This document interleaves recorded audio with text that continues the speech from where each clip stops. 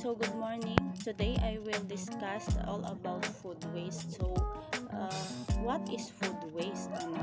So food lost and waste is food that is not eaten. The causes of food waste or loss are numerous and occur throughout the food system. During production, processing, distribution, retail, and food service sales and consumption overall, about one-third of the world food is thrown away. A 2021 meta-analysis that did not include food loss during production by the United Nations Environment Program found that food waste was a challenge in all countries at all levels of economic development.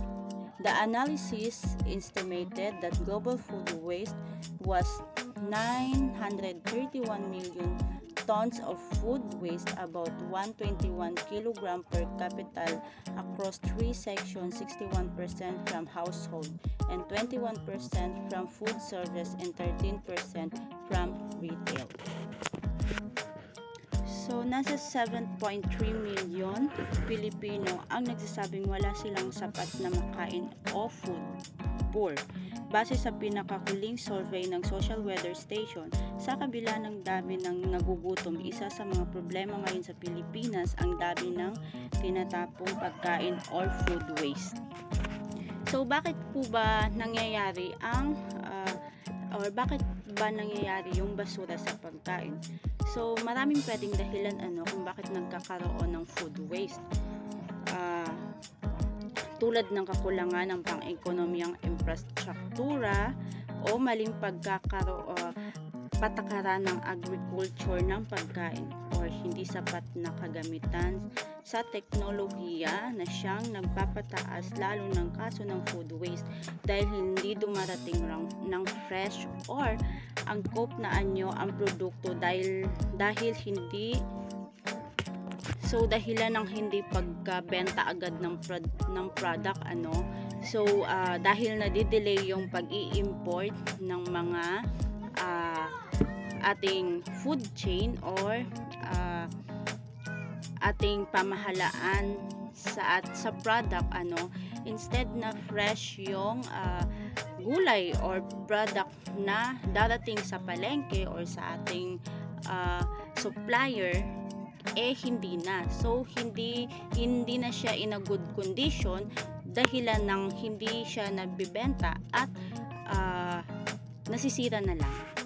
Doon na po pumapasok ng pagkalugi ng ating mga magsasaka ng ating mga nagtitinda ng product.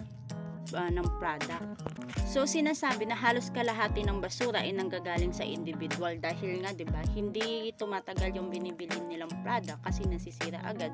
So pinipili na lang nilang itapon kaysa sa i-consume nila.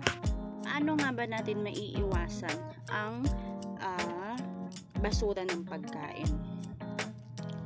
So, sa mabilis na pagtaas ng basura ng pagkain sa buong mundo, ang issue kung paano maiiwasan ang problemang ito ay nakakuha ng kahalagahan. Sa pagbabawas ng basura ng pagkain, mahalagang bumuo ng higit pang mga propesyon ng hakbang sa bawat yugto ng supply chain. Bukod dito, may mahalagang papel din ang mga individual sa paggawa ng mga solusyon. Narito ang maaari mong gawin upang maiwasan ang pag-aaksaya ng pagkain. So ito yung pwede mong gawin para mapigilan or ma-reduce natin ang food waste. Number 1 is plan your food shopping. Plan out your week's meals and make a shopping list with the ingredients you'll need. Stick to it. Number 2, get to know your freezer. Surplus fruit, vegetable, bread, and cooked perishable produce for later use. Store food in the right place. So understand where in the fridge is best for storing different kinds of food. That right temperature can boost food lifespan. So cook more than one meal. Portion control. Know what you have. Donate. be terrified and compost food scrapped.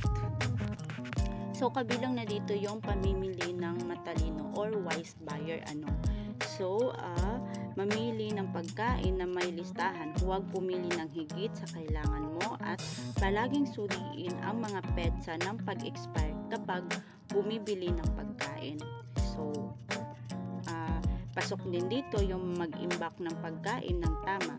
Alamin kung aling pagkain ang dapat mong itabi at kung paano gamitin yung deep freezer kung kinakailangan o gumamit ng mga paraan ng proteksyon tulad ng pagpapatuyo at pag-aatsara. Nakakatulong yun para mabawasan yung pagsasayang ng pagkain or pagtatapon ng pagkain.